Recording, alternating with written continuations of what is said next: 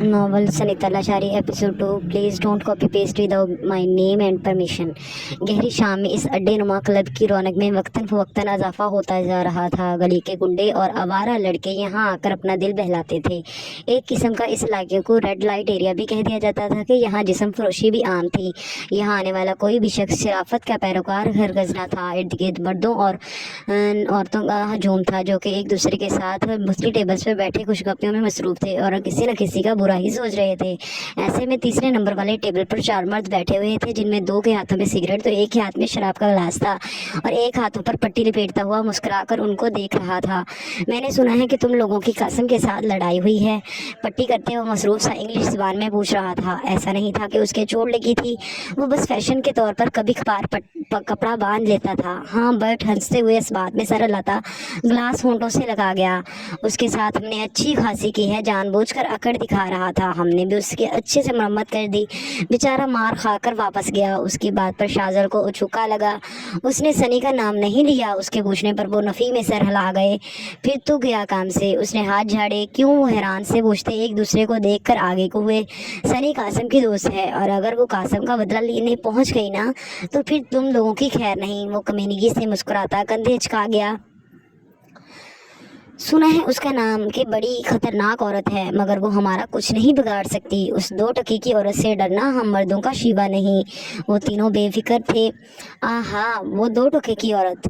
وہ بازو ایک دوسرے میں فولڈ کر کے ان کی جانب جھکتا رازدارانہ انداز اپنا گیا۔ تو جانتا بھی ہے کہ وہ 2 ٹکی کی عورت تیرے سارے آدمیوں کی ایک ہی وقت میں قابو کر سکتی ہے۔ اپنے مقابل کو وہ ایک انگلی سے اشارہ کیا۔ 1 ٹکے کا بھی نہیں چھوڑتی۔ سیاہ جوگرز مغروری سے دروازہ پار کرتے اندر داخل ہوئے۔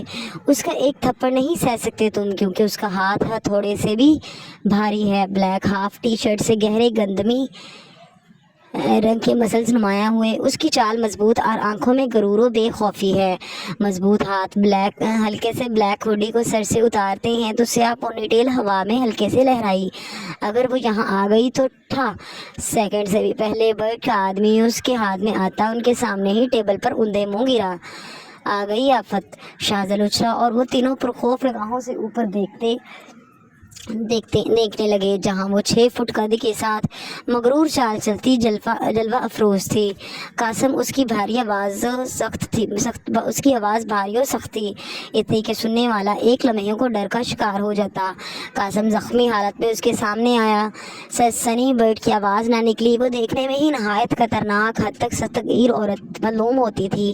اس نے سنی کے متعلق بہت کچھ سنا تھا کہ وہ بہت طاقتور و سخت قسم کی عورت ہے، لیکن اسے ہمیشہ لگتا تھا کہ عورت تو عورت ہوتی ہے، وہ اتنی بھی طاقتور نہیں ہوگی۔ مگر اب اس بھاری جسامت و گہرے گندمی رنگ کی حامل عورت کو اپنے سامنے پا کر برٹ کا کانپنا فطری تھا۔ برٹ، مجھے تم سے بہت ڈر لگتا تھا۔ شاذل منہ بسور کر بچوں کی طرح بولتا اٹھ کھڑا ہوا اور پھر کمینگی سے ہنسنے لگا۔ مگر میں سنی کا رائٹ ہینڈ پلس جاسوس ہوں، تم لوگ یہاں ہو میں ہی بتایا تھا، وہ مسکرا کر کہتا سنی کے دائیں جانب کھڑا ہو گیا۔ ارے تو کر کیا سکتی ہے؟ برٹ کا ایک آدمی آگے بڑھ کر اسے مارنے لگا کہ وہ پھرتی سے نیچے ہوتی اس کے پن سے بچ کر واپس زور کا مکہ اس کے جبڑے پر مار گئی، اور پھر اسی پر بس نہیں ہوا، وہ یکے بعد دیگرے اس کا بازو مروڑ کر اس کو مارتی جا رہی تھی، اور باقی سب حیران پریشان سے اس عورت کی بہادری کو دیکھتے جا رہے تھے۔ وہ دیکھنے میں ہی نہیں بلکہ مارنے میں بھی الوہانی تھی۔ ایک مزے کی بات بتاؤں، ہمارے ہاں پاکستان میں مار کھانے کا فائدہ یہی ہوتا ہے کہ گھر والے خود خدمتی کرتے کافی کچھ کھلاتے ہیں۔ یقیناً اس کے بعد تمہاری بدزبان بیوی کو بھی تھوڑا بہت احساس ہوگا اور وہ تمہاری خاطر توازہ کرے گی۔ شاذل مسکرا کر کمنٹری پاس کر رہا تھا۔ مفت میں زخم بھرنے کے لیے روغنی غذائیں اور گوشت مل جاتا ہے، مجھے دیکھو کل سے مسلسل کچھ نہ کچھ کھانے کو مل رہا ہے۔ قاسم کیوں کر پیچھے رہتا؟ وہ دونوں ہمیشہ سے سنی کے ساتھ ہی رہے تھے۔ قاسم کو مار کر تم نے مجھ سے دشمنی لی ہے، جانتا بھی ہے کہ میں کون ہوں۔ وہ اس آدمی کو زمین پر پھینکتے پاؤں کرسی کے بازو پر رکھ کر برٹ کی طرف جھکی۔ ایک دن کسی کے ساتھ پنگا نہ لوں تو مجھے نیند نہیں آتی، مار پیٹ کیے بغیر تو مسلسل ہاتھ میں کھجلی रहती है। वो हाथ उसके चेहरे के पास ले गई और शादल कासम बर्फ के दड़ने पर हंसने लगे। खुद तो मैं मैट्रिक फेल हूँ, मगर तुझ जैसों को बीए पास करवा देती हूँ। उसका लहजा दबंग था। आज के बाद तो मुझे नहीं भूलेगा, मेरा नाम है सनीता लाशारी। उसके नाम की गूंज माहौल में अर्ताश पैदा कर गई थी, और जो ही वो पलटी सबने देखा बर्ट अपनी टूटी हुई बाजू पकड़े दर्द से कराहता हुआ नजर आया, और सुनीता जिस मगरूरी से आई थी उसी मगरूरी के साथ वापस जाने लगी। शाजल ने उसके साथ चलते हुए डेड लाइन का इशारा दिया तो कासिम मुस्कुराते हुए सनी को देखने लगा, जो कि निगाहें सामने की हुए थी। नाक में पहनी सुनहरी लौंग क्लब की रोशनियों में चमक दमक रही थी। Hi miss Ashmal, looking nice. वो पूरे ऑफिस का एमडी के तलाल अली के साथ मुआयना कर रही थी, और हर तरफ से उसको नहायत इज्जत और एहतराम मिल रहा था। माय प्लेयर, वो मुस्कुराकर सर खम करती एक एक चीज़ नोट कर रही थी। पता मुझे भी है कि मैं आज क्यों नहीं लग रही, लेकिन यकीन करें मीठी छुरियाँ इस अंदाज में चल रही हैं कि मेरा सर खुद ब खुद नीचे आता जा रहा। वो साथ ही हंसते हुए तलाल अली से बोली तो वो हंस पड़े। आपका नहीं, हर लड़की का प्रॉब्लम है बच्चे, तारीफ किसको बुरी लगती। वो तजिया बयान करने लगे। ये भी ठीक कहा, आप मर्दों की होती जो नहीं, इसीलिए कभी कोई कर दे तो यकीन ही नहीं आता। हाँ हाँ, वो हाथ आगे कर गई और तलाल हंस पड़े। कभी कभी मैं सोचता हूँ कि मुस्तफ़ा सर जैसे संजीदा और सख्त मिजाज सीईओ ने आप जैसे चुलबुली सेक्रेटरी का इंतखाब क्यों किया। इस बात पर वो क्या सभी हैरान होते थे, क्योंकि उन जैसे को सिर्फ मैं ही झील सकती हूँ। उसने हाथ उठाकर शहाना अंदाज में कहा। उसी वक्त पेमन उनके करीब आ गया। मैम सर आपको याद कर रहे। वो हाथ बांधे बोला, okay I am coming and any how sir. Talal, आपको एक बात बताऊँ, मुस्तफ़ा सर तुझे तभी ही याद कहते जब उनकी याददाश्त जा रही हो। हाँ हाँ हाँ। वो फिर हंसती हुई अपनी हाई हील की टक टक करती खुले बालों में हाथ फेर कर पहले अपने कैबिन में गई और फिर वहाँ से ज़रूरी फाइल लेकर मुस्तफ़ा के ऑफिस की तरफ बढ़ी। वो हमेशा की तरह आज भी अप टू डेट थी। सफ़ेद पेंट कोट में ब्राउन खुले बाल और फुल मेकअप किए वो नहायत डिसेंट और मॉडर्न लुक दे रही थी। मे आई कम इन सर, नहायत प्रोफेशनल अंदाज में पूछा और जवाब सुने बगैर अंदर आ गई। इतने साल बाद इतना कॉन्फिडेंस तो आ ही गया था। कमरे में पुरतईश अंदाज की सेटिंग, एक बड़ी सी मेज, चंद फाइलें, कंप्यूटर और कॉफ़ी का कप, जबकि मुस्तफ़ा ने सक्सा तैयार नहायत हैंडसम लगता अपनी रॉकिंग चेयर पर बैठा हुआ था। उसकी आंखों में शदीद गुस्सा, चेहरे पर बेजारी और एक हाथ घुटने के करीब जो पास झटक रहा था। सर आप देखें, जिस तरह आपका घुटना जम कर हिल रहा है जैसे तो पंखा भी नहीं हिलता। ओह मैं भी कितनी भुलक्कड़ हूँ, यहाँ तो एसी लगा हुआ। वो समझ गई थी कि मुस्तफ़ा के साथ क्या होने वाला है। यही वजह थी कि वो उसका ध्यान बदलना चाहती थी। तुम यहाँ मेरा मजाक उड़ाने आई हो या काम करने? तुम्हें इतनी बार समझाया है कि मेरे साथ फ्रैंक मत हुआ करो। और मेडिसिन कहाँ रखी थी? वो गुस्से से एक आंख मचकाते हुए दांत पीस कर बोला। Oh no no no. वो मसनूई संजीदा हुई नफ़ी में सर घुमाने लगी।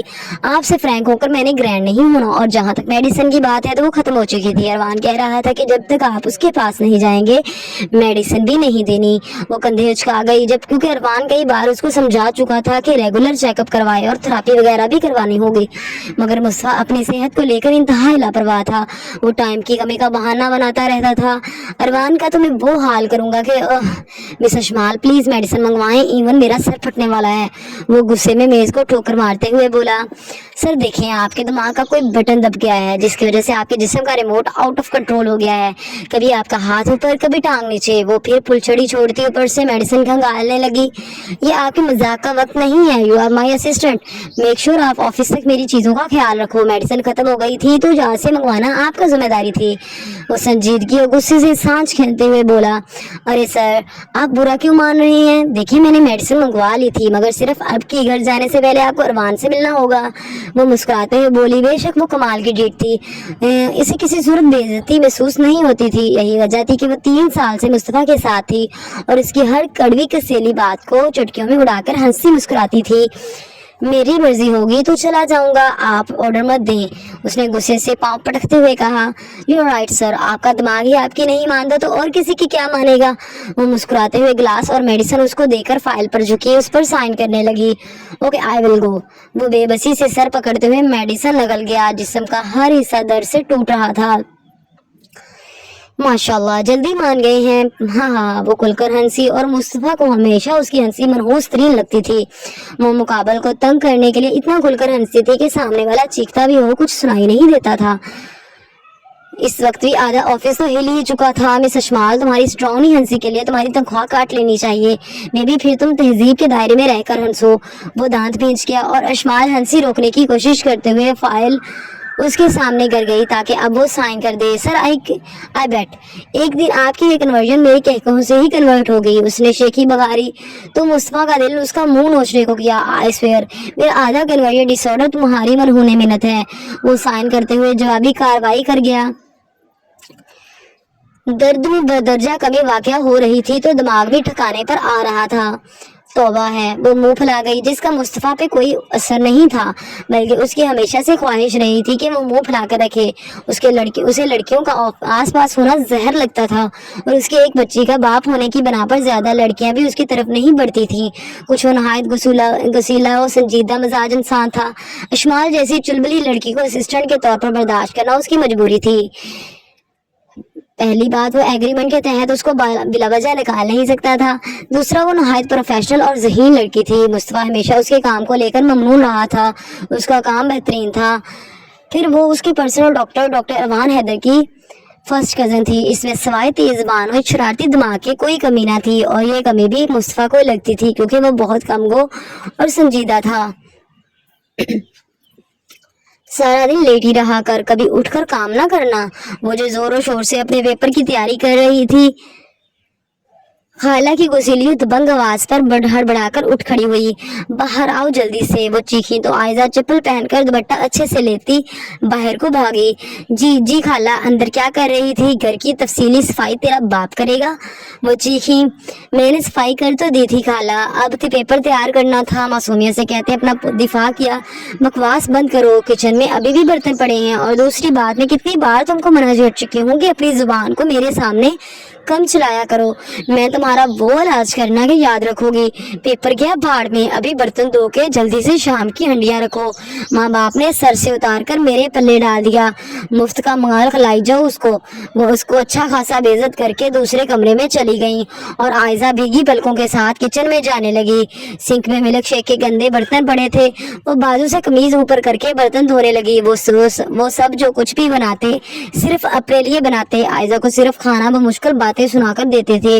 वो भी सबको देने के बाद बचा कुचा मिलता था। सारे घर का काम उस अकेली के जिम्मा था, फिर भी उसको मुफ्त का खाने का ताना मिलता था। यही उसकी जिंदगी थी जिसको जीना उसकी मजबूरी थी। हाय आयजा जान, कैसी हो? जुनैद उसके पीछे आ खड़ा हुआ तो वो डर कर सीधी हुई। जो जुनैद वो हकलाई तो वो मुस्कुरा गया। सिर्फ जुनैद मत बोला करो, जुनैद जान बोला करो, क्योंकि मेरे दिल को तुम्हारी बेतहाशा तलब। प्लीज जुनैद, उसकी बात काट कर मिन्नत करने लगी, मगर वो भी ढीठ था। हल्के से कहका लगाया, 2 दिन बाद घर आया हूँ और तुम फिर ऐसी बेरुखी बरत रही हो। याद रखो कि 1 सेकंड लगेगा, मैं अम्मी को बताऊंगा और ये 3 साल मंगनी मिनट में टूट जाएगी, और जब ये मंगनी टूट जाएगी तो समझो तुम इस घर से बाहर होगी। उसका हाथ थाम कर वार्न करने लगा, जबकि वो खुद को छुड़ाने की भरपूर कोशिश करने लगी। बस कुछ दिन है, इसके बाद तुम मेरी होगी। इतने अरसे से जो तुम मुझसे अपना आप बचा कर रखे हुए हो ना, तुम्हें हासिल करते ही मैं तुम्हारे सारे कसबल निकाल दूंगा। वो उसका हाथ मरोड़ कर झटके से छोड़ गया और आयजा भीगी पल के लिए भागती हुई कमरे में आ गई। या अल्लाह मेरी मदद कर, मुझे इस गंदगी से जल्द अज जल्द निकाल ले। मुझे जुनैद भाई से शादी नहीं करनी, प्लीज अल्लाह पाक। वो दुआ करती बेड पर बैठ गई, और शायद बाजुकात कबूलियत के ही होते हैं जो उसकी दुआ भी कबूलियत का दर्जा अख्तियार कर चुकी थी। रात के दूसरे पहर क्लिनिक में मुकम्मल खामोशी छाई हुई थी। वो आज रात गहरी होने की और घर से लातादाद कॉल्स आने के बावजूद क्लिनिक में ही बैठा हुआ था। वो एक सरकारी अस्पताल में काफ़ी मुअज़्ज़ज़ ओहदे का साइकियाट्रिस्ट था, लेकिन खुद को मसरूफ रखने के लिए उसने अपना क्लिनिक भी खोला हुआ था। अभी भी वो घर जाने की बजाय ऑफिस में बैठा अपनी डायरी की आखिरी लाइन लिखकर कुछ देर के लिए कुर्सी पर सर टकाकर बैठ गया था। सुबह शाम की शिफ्ट ने उसे थका दिया था, मगर उसका दिल किसी गहरी सोच में डूबा हुआ था। आज का दिन आम दिनों से थोड़ा मुख्तलिफ था। वो जिस मरीज को देखकर आया था उसने उसके माजी की यादों को इस शिद्दत से जोड़ा था कि पुरानी जख्मी यादें जैसे फिर से जिंदा हो गई हों। उसने अपनी बचपन की पुरानी यादों को फिर से जहन में दोहराया। माँ और बाप के दरमियान कभी ना खत्म होने वाली तलख बातें, उनकी मुसलसल लड़ाइयाँ, और फिर एक दिन शौहर के हाथ उठाने पर माँ का घर छोड़कर चले जाना। वो दिन जिसके दिल में जैसे नक्श हो चुका था।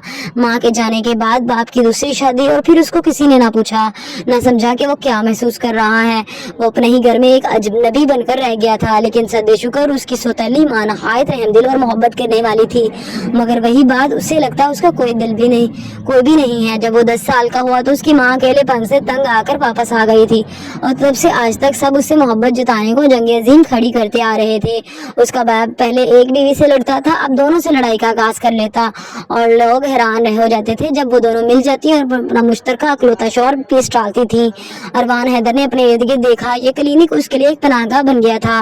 लोग यहाँ अपने दुख, अपनी तलख बातें, यादें, अपने अंदर छुपे हुए राज लेकर आते थे, और अरवान उनकी जिंदगी में रोशनी का सामान करता था।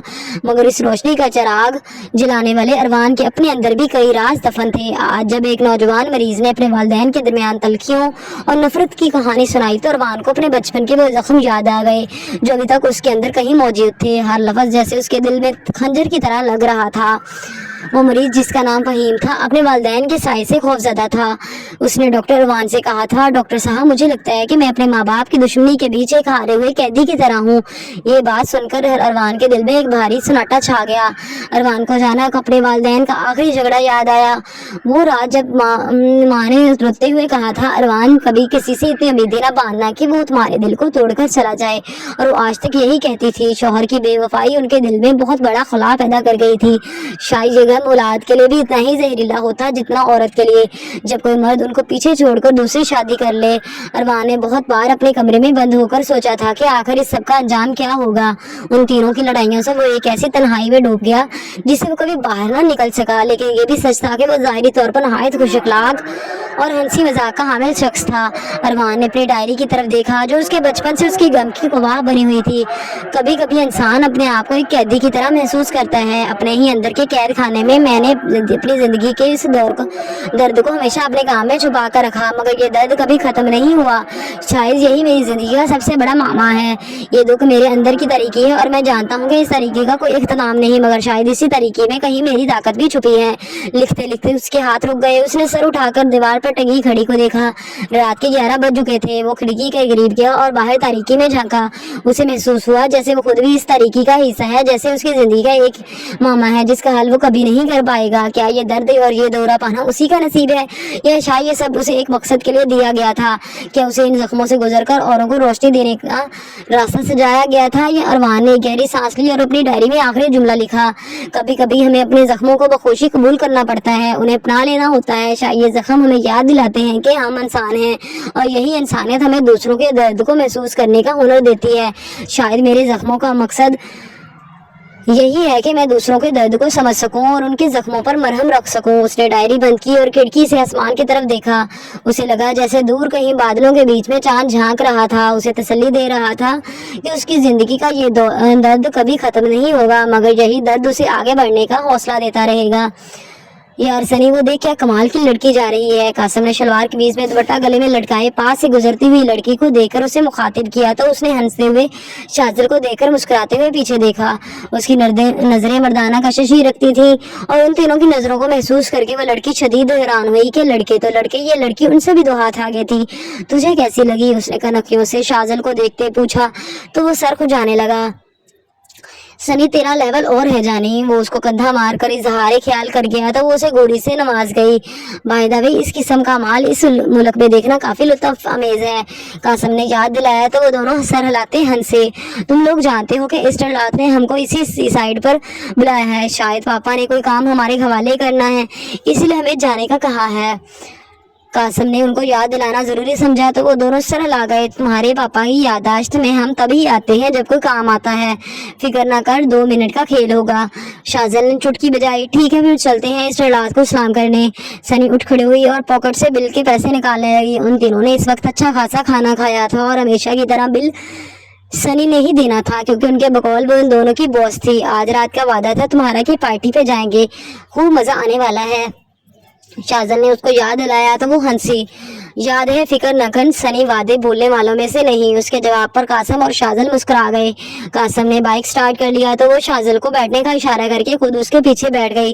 वो तीनों बचपन से बेस्ट फ्रेंड थे। शाजल और सनी माजिद सफारी के लिए काम करते थे और कासिम माजिद सफारी का बेटा था, लेकिन वो तीनों इकट्ठे काम करते पले बड़े थे। उनकी दोस्ती काफी गहरी और मजबूत थी। यही वजह थी कि कुछ साल पहले जब माजिद सफारी ने सनी और शाजल को जनूबी अफ्रीका में अपना धंधा संभालने के लिए भेजा था तो कासिम ने भी जाने की बेपनाह जिद की थी, लेकिन उसे 1 साल पहले इजाजत मिली थी, इसलिए वो 1 साल से तीनों जनूबी अफ्रीका में माजिद सफारी के लिए काम कर रहे थे। उन्होंने अपनी जिंदगी का ज्यादा हिस्सा पाकिस्तान में गुजारा था, तो इसलिए वो आपस में बात उर्दू में ही करते थे। अलबत्ता कौन जानता था कि उनमें से एक का पैदाइशी मुल्क यही जनूबी अफ्रीका ही था और यहीं से उनकी दास्तान का आगाज हुआ था। बहरहाल मिट्टी की खुशबू बड़ी जानदार होती।